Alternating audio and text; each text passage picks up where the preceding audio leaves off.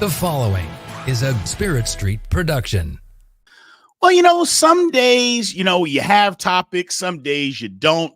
Some days you just want to hear from other people, from the fans out there, and just kind of take their questions and have a show about that. That's what we're doing today, people. Have some questions. Throw in anything that you want to know about as far as the Big 12, and we're here to answer those. Today's going to be a fun day, man. Today is the Big 12 Insiders.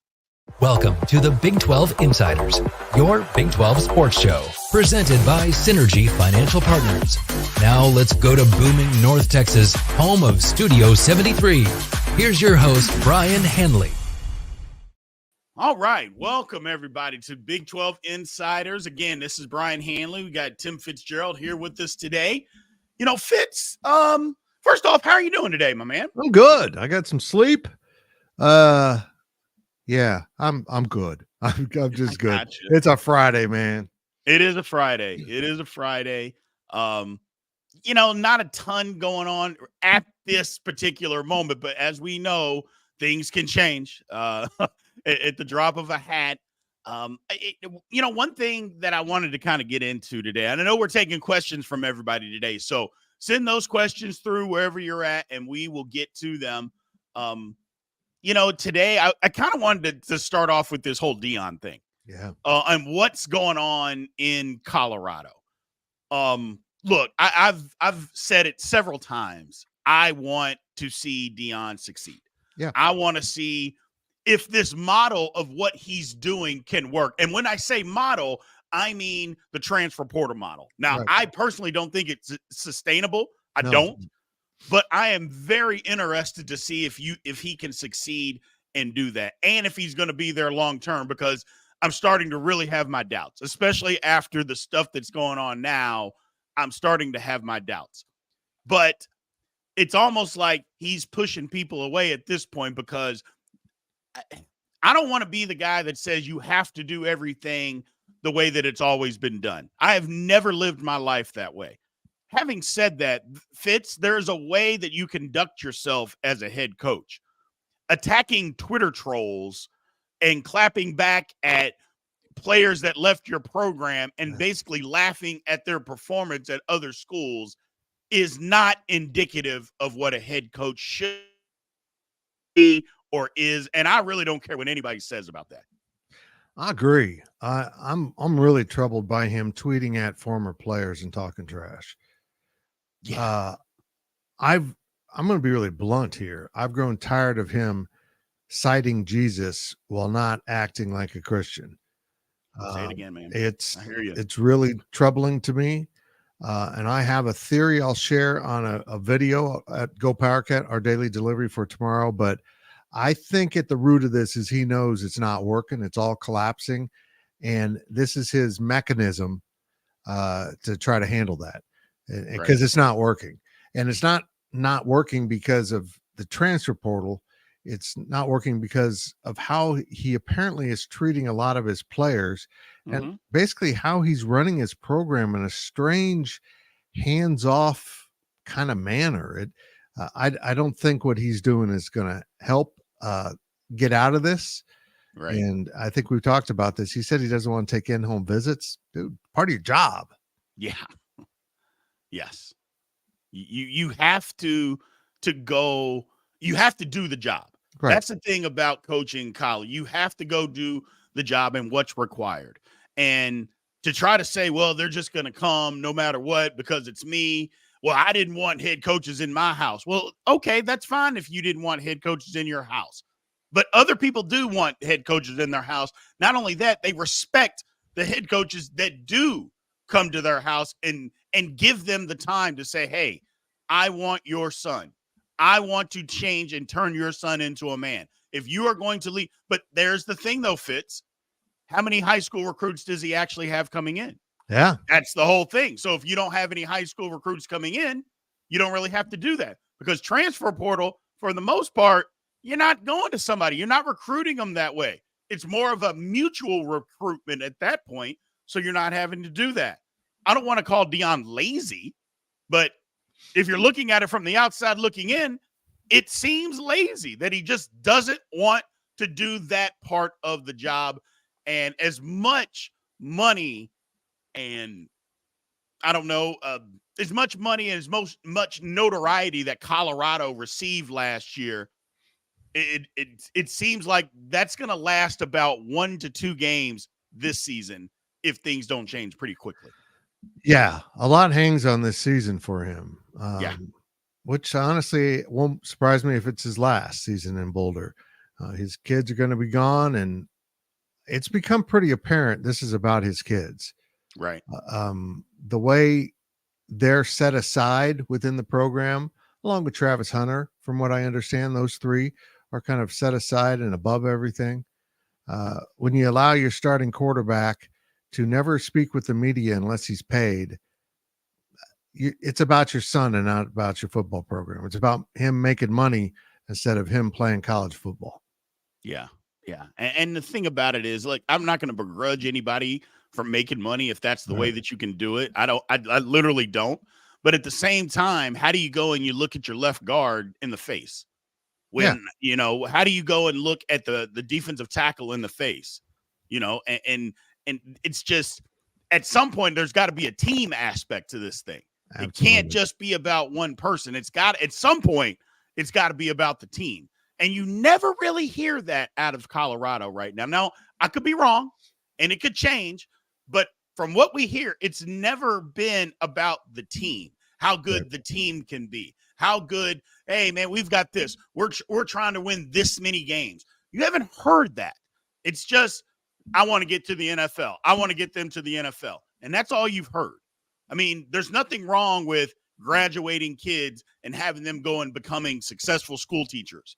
Right. There's nothing wrong with graduating kids and having them be an accountant, or a fireman or whatever the case may be. There's nothing wrong with that. It can't all just be go to the NFL or nothing. And that's kind of how he leaves it, Fitz. It's NFL or nothing. And it can't be that way. No. What are you telling your kids that if you're not aspiring to be an NFL player or you don't have the physical capabilities of doing that, you don't count as much, you're a failure? Look, I really want Deion to succeed because I think there are other ways to get about this and be successful coaching, but you can't skip things like recruiting, and you can't talk trash on prior players because future players see that. I mean, there doesn't seem to be a kind of a global view for Deion about how this impacts my program. It's kind of almost emotional at all times. Yeah. It's weird. And again, this is not a bash Deion or bash Colorado show or anything like that. We're just basically waiting for some good questions and stuff to come in. Yep. But it is a topic. It is something that's going on right now. And again, it's not the way to conduct yourself. I mean, for instance, Deion Sanders, in my opinion, is a top 3 all-time defensive player ever. Now, people can argue that, and that's fine, but it just my opinion. If somebody said, "Oh, Deion, you stink," as he was walking by, he probably wouldn't pay and just move on. He might look at him and laugh and just keep walking. Why can't he do that now, Fitz? Yeah, I know. I mean, what is the point of saying anything? You don't have to say anything. And I know they're attacking his credibility. Well, they're attacking, him personally. They're attacking his program. Were they really, though? No. Or did they just give their opinion on what they had actually witnessed and give their account on what they thought was going on based on their personal experience? That's not attacking. That's just telling you what they thought happened. Right. Exactly. We're almost into the cult of personality phase of this. I see a lot of Colorado fans kind of embracing how he's handling this. And yes, that's not healthy. I know there's a difference between wanting your coach to succeed and blindly thinking everything he's doing is for the best of the program. That is not for the best of the program. It doesn't look good for the university, and it doesn't help recruiting in any way. Might be emotionally satisfying, but if you're running a football program, you got to move above your emotions. Right. And I see one of the comments down there in the section saying if Colorado goes 6-6 this year, he's doing his job. As much as a lot of people may, no, he's not. Yeah, actually, he is. Now, here's the thing. Can there be better ways? Can they be better than that? Yeah, sure they can. But you're going to tell me where Colorado had been. Look, let's just go back 20 years. Colorado's been good 1 year. I mean, they have been awful. And you go back to when he took the job, we may not like the methods that he's doing. We may not like them. Don't have to agree with them. Say it's not sustainable. But if they go from 1 win and 2 years later they're at 6 and in a bowl game, I don't even think it's unfortunate. He's actually doing his job, Fitz, is that they're winning more games. Now, let's see what happens if he sticks around the next year. How many games do you win? Can you replace all of that? That's kind of the thing that's here is, will Deion stay? I know he says he loves it there and he wants to be there, but does he really? I think this is the key. We're going to find out. And because for me, going to a bowl game for Colorado this year, that to me, that's success, Fitz. I agree. You want to move on to some questions here? Yeah. We got a K-State one. We should be equipped to handle that. Hey, Big B, K-State going to be the favorite to win the Big 12 with the transfer portal additions. I guess this kind of ties into the previous topics because he's referring to Dylan Edwards, who came to K-State from Colorado, and pairs with Avery Johnson and DJ Giddens in what could be one of the better backfields in all of college football. Right. I think they're one of them. I think Utah is going to be a favorite. I think Kansas State. Look, as much as a lot of people love Kansas State, and they're going to be good, we got to see what the offensive line looks like under fire. Bingo. You know, we can talk about how good it looks in the spring and all that kind of stuff. Let's see what it looks like in real game action. And if it pans out, then yes, K-State will be one of the better teams in the Big 12, because a lot of people say that, it's just one. They've got all these weapons, but there's only one football. The difference is that you have to prepare for all of it. Yeah. And it makes it tough for a defense to prepare for everything. So that's why having all of these other weapons, I mean, you never hear a football coach, you know what, I only want 2 weapons because it's the quarterback and a receiver, and that's all we want because that's all we're going to do. No, you never hear that. It's we want to have as many weapons as we can so we can get the ball anywhere, and you have to prepare for that. Also, plus in college, let's just be honest, college is about mismatches. In college football, it's all about mismatches. If you can get a number 3 receiver on a number 3 cornerback, you're winning. Mm-hmm. That's just the way that it is in college football these days, because the defense, it's never going to be as good as the offense. That's just not how it works. Never has, never will be. Nope. And if you can get that, especially with the rules and today's game, you're going to want more weapons. So K-State will definitely be one of the favorites for sure. I agree. And I agree with you on Utah.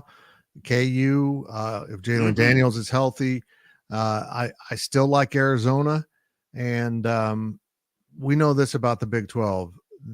Those 4 might be the 4 everyone's going to pick at the top going into the season, but maybe only 2 of them end up close to the top.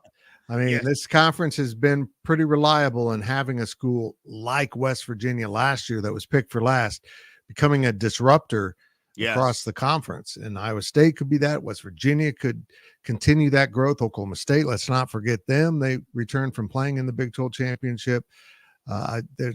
There's a lot of teams that could impact this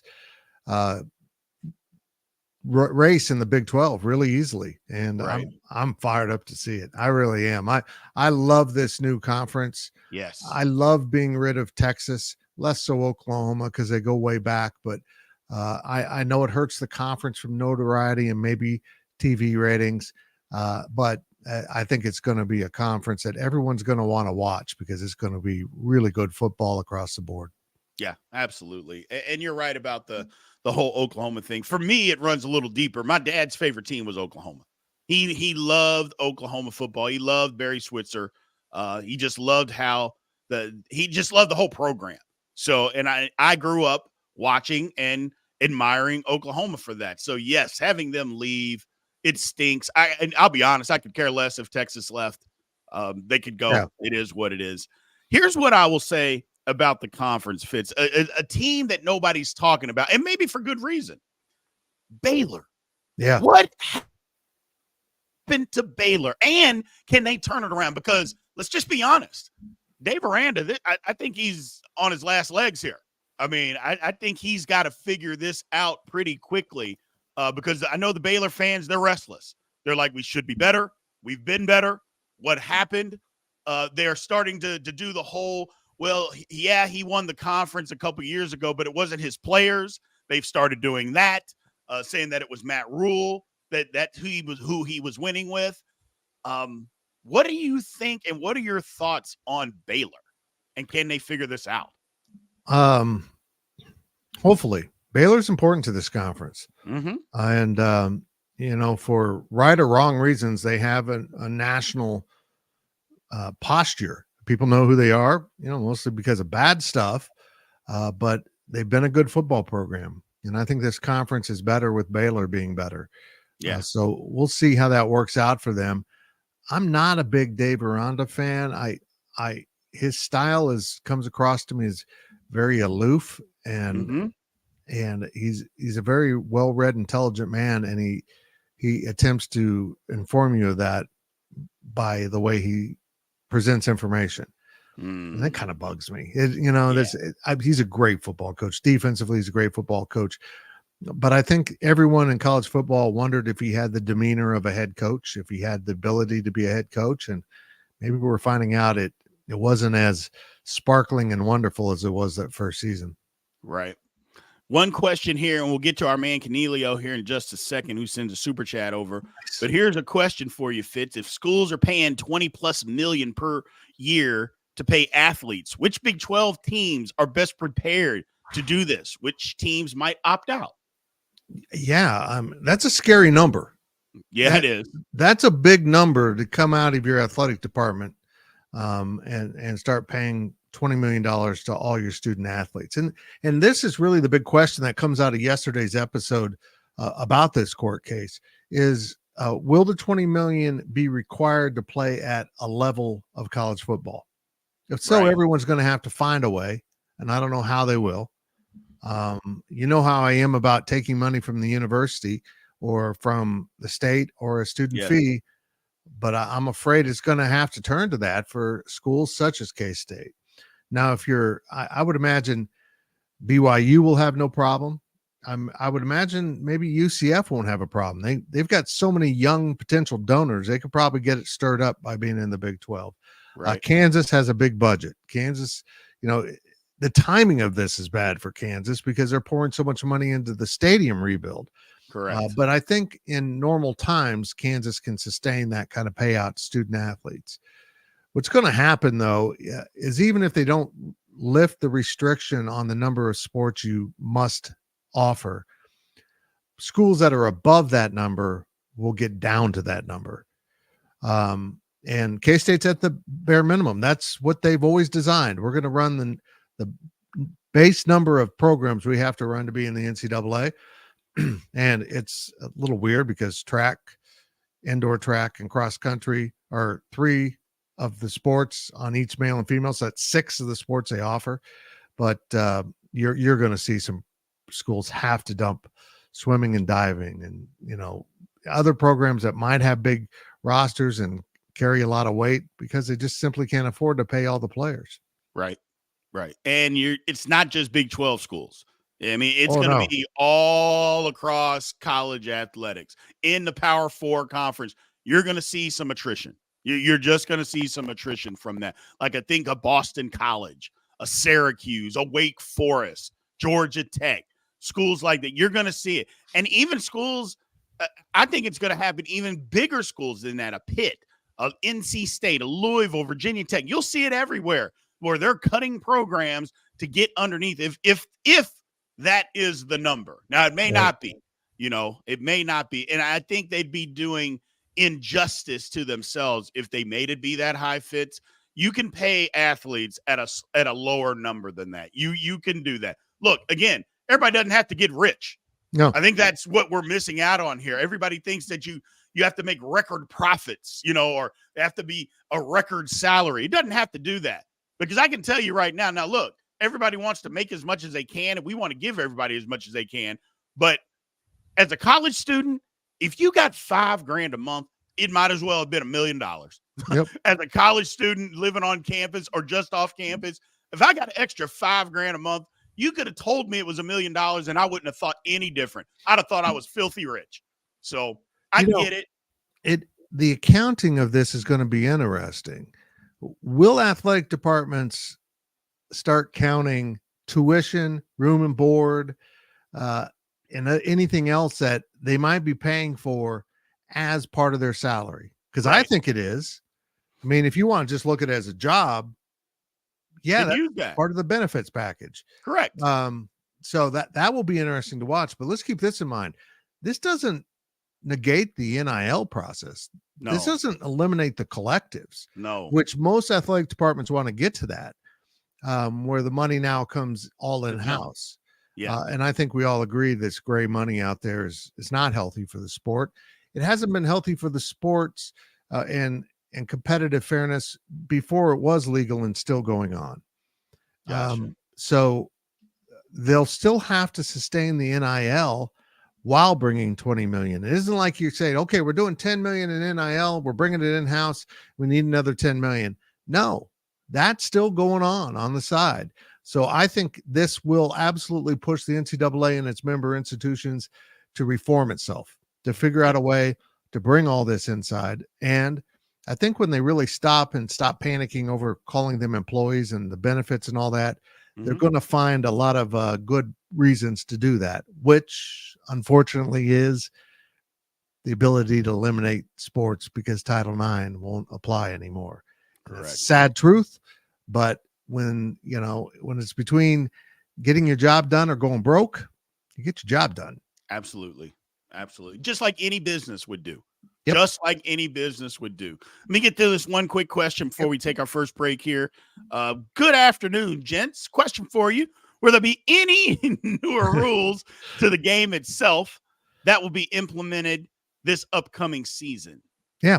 You got the 2 minute. There were a couple, weren't there? You got the 2 minute timeout. Yes. You got that. And what was the other one that I just had it? You player communications in the helmet. And that's optional. That for a long time. Yeah, that's optional too. If you're a smaller program, don't want to do it. But you can have one player on offense and one player in defense with the green dot, and that shuts off 15 seconds left on the play clock. I don't know who will be in charge of that, but that seems like a good job. You just stare at the play clock and turn off the mics at 15 seconds. So you can't communicate. We've needed that for a long time. I remember Virginia Tech did that back when Michael Vick was there, and then they made him stop doing it, which I thought, hey, it's a good idea. Just let everybody do it. It's not that big of a deal. But they've needed that for a while. Here's the background on why it didn't happen, and I haven't heard how they've worked around this. The helmet makers wouldn't insure their equipment if it's altered. Oh, wow. So I don't know how they're getting around that. Maybe they're paying an extra insurance fee or something. I don't know. But they're surely not buying all new helmets. Yeah, I don't see that. And you now can have electronics, iPads on the sidelines. There's a limit to them, so you can go back and look at replays and which seems why wasn't that legal? Why can't, if everyone else can see a replay, why can't the players and the coach sit down and assess what went wrong on a player, what went right? And live right there. It's just kind of, that was always odd, but I don't think people really notice the changes that much. And keep this in mind. If you're a no huddle team, the quarterback getting the play in his ear is only part of the process. Yes. I mean, a lot of times every player on the field's reading the signals off the sideline. So we're still going to see a lot of signals thrown up and maybe they'll be used more deceptively or something, but I'll be interested to see how teams adjust to this. It's going to be very, very fascinating. Absolutely. We're going to take a quick break here. Back on the other side of this, we'll get back to your more questions once we hear a word from our sponsor, Synergy Financial Partners. At Synergy Financial Partners, the mission is to change the way Americans plan for their financial future. Synergy doesn't just offer you a financial plan. At Synergy, the goal is to help you find your best financial future. Learn more at synergyfinancial.com.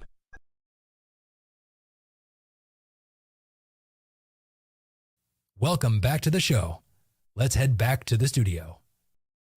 All right, welcome back to Big 12 Insiders. Today we are taking Big 12 questions. So we've had a couple of really good ones so far, Fitz. I know we went into a little diatribe about Deion early on, but it is what it is, people. It's just our perspective. Again, we weren't bashing anything going on. We're just trying to tell the truth. Yep. Just trying to tell the truth. So I'm trying to I know. look here to see if there's anything. I guess one question is, Utah. Utah has been kind of the, and we had Utah on earlier in the show. We had not this show, but we had them on previously. And, I flat out asked, hey, what's the deal? Why does it seem that Utah doesn't want to be in the Big 12 and acts like it's better than the Big 12? And, he kind of laughed it off, and that has continued. It's just rolled right over. None of that has slowed down, Fitz.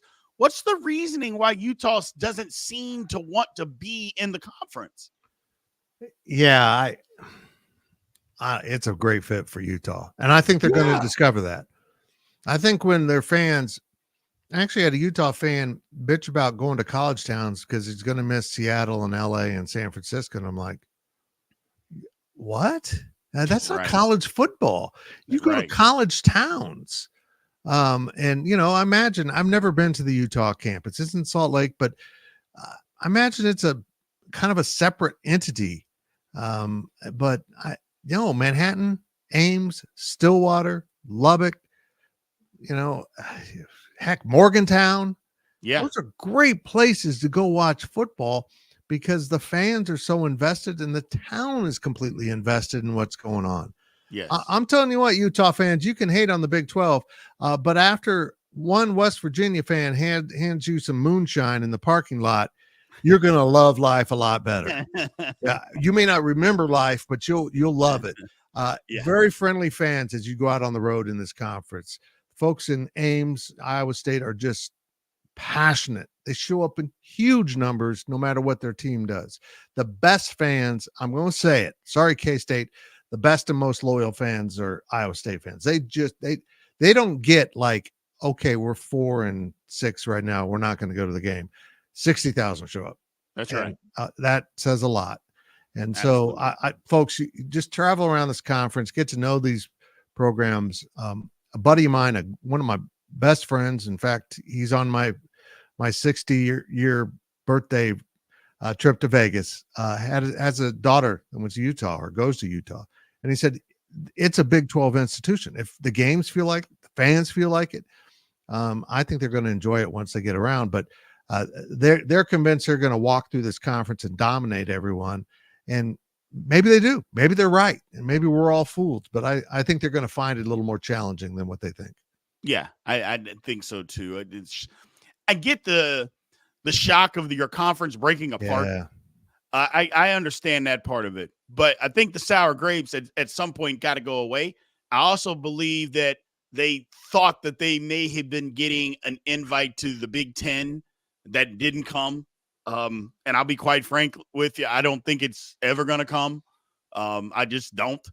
And so I think that's part of it. But once they get in, maybe that's kind of what it is, Fitz. Once they actually get into the conference and kind of sink in a little bit, then it will be more like, okay, you know what? This is first of all, this is a little better than what I thought. And I think we're going to find a nice home right here in the Big 12. So I just think a little bit of that. There was a good question that came up here. For the first time, Yormark directly addressed the CFP payout, his disappointment in the current splits. You think he made this statement to set aside to set the table for the NCAA tournament changes? See, John, that's a good observation. Yeah. Maybe.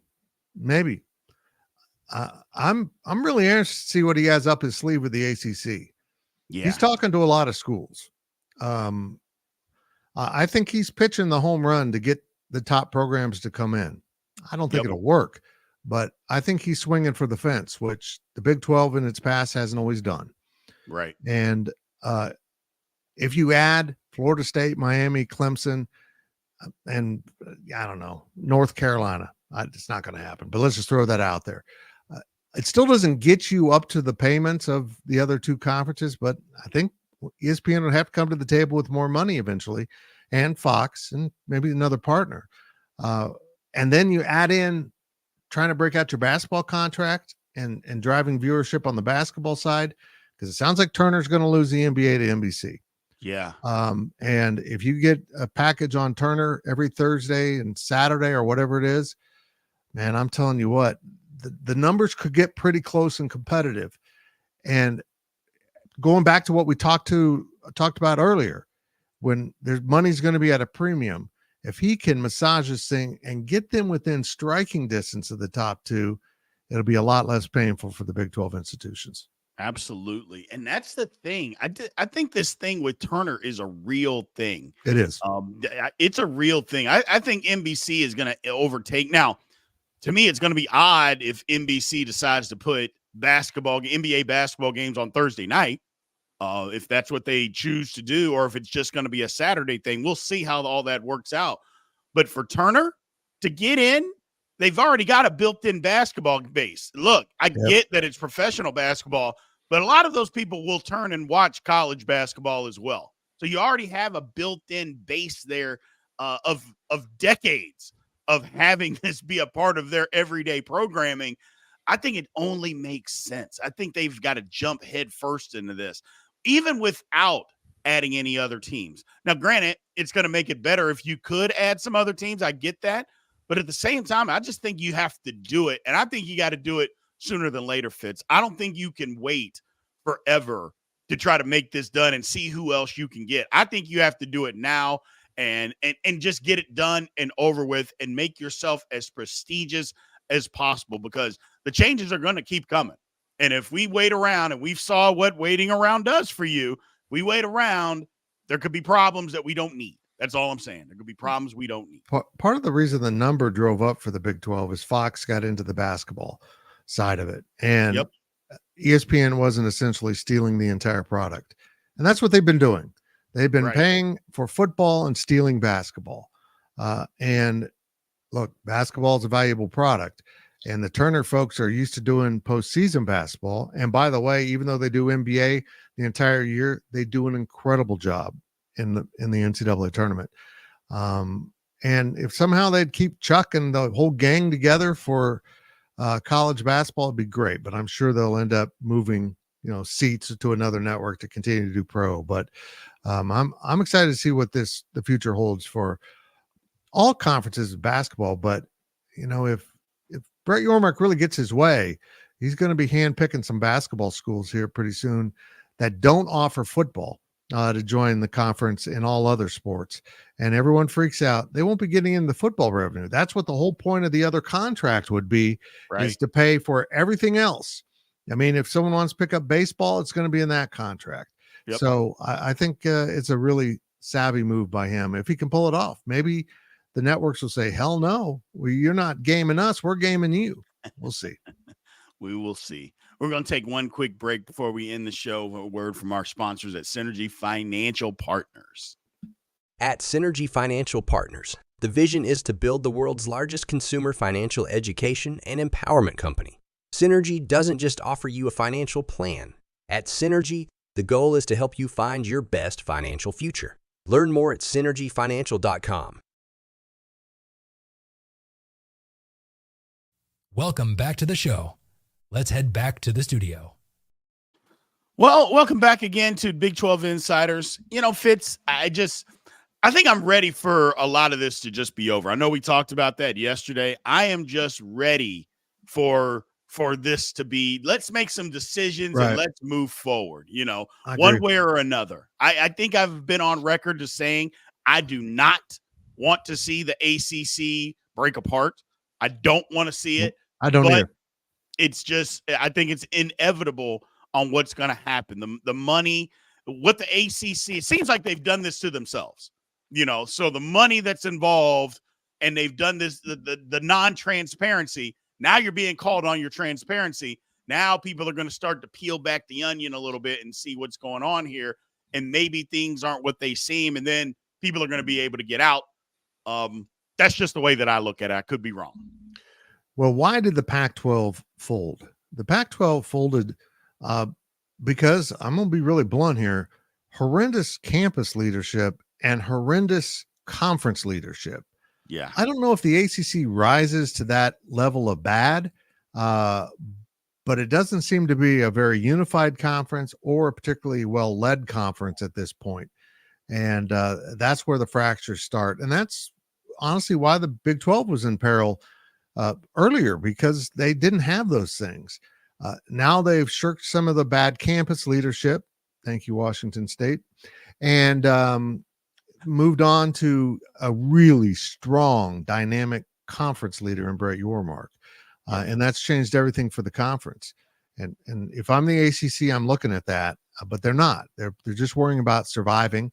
And it's got to be more than that. You've got to figure out a good plan going forward that makes everyone want to stay in the conference, because the conference is really cool. It really is an Atlantic Coast conference for the most part. Right. Louisville's a little bit inland, but it's, part of the thing. And now I think they added those 3 schools, Stanford, Cal, and SMU, for security, that they don't drop below the number of schools they're committed to having for the TV contract. At the end of the day, I truly believe the addition of those 3 schools will be the reason the conference fails. You brought in more mouths to feed when the complaint is you've already got too many mouths to feed off of this number that we're getting from the TV contracts. Yep.